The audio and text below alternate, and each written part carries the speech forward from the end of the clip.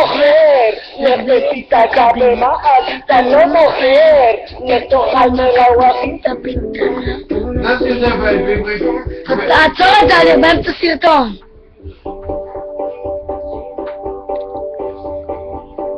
היה נכון?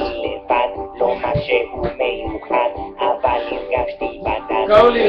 אישה קרובה, חברי לי אחת, מזמן איתה הוא למד, סידר לנו די נחמד, במסעדה טובה, פיצה זוהמת, פרפרים גורמת ידי, היא מתיישבת, ואליי מתקרבת.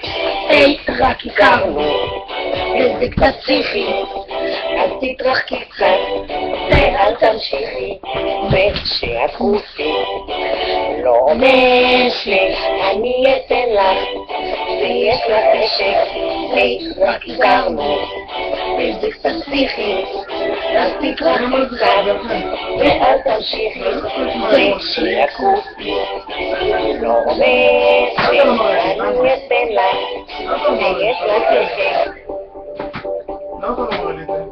סתם, חבי אביל כופר. ושוב נשארתי עצוב, כן גלמו ונשו. למה אתה לא עושה את זה? למה אתה לא רוצה שנראה?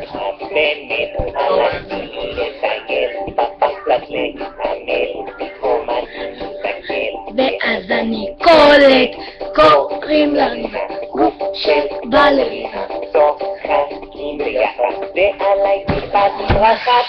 היי, רק הכרנו, וזה קצת פסיכי, אז תתרחקי קצת, ואל תמשיכי, ושהכוסי לא אומר שאני אתן לך, שיש לך נשק, רק הכרנו, וזה קצת פסיכי, אז תתרחקי קצת, ואל תמשיכי, ושהכוסי לא אומר שאני אתן לך, שיש לך נשק, אני כל כך מסכן. אני פשוט בזבל, פשוט בזבל, פשוט בזבל, אפשר עליי לפנות למתי בסדר, תמיד בסדר.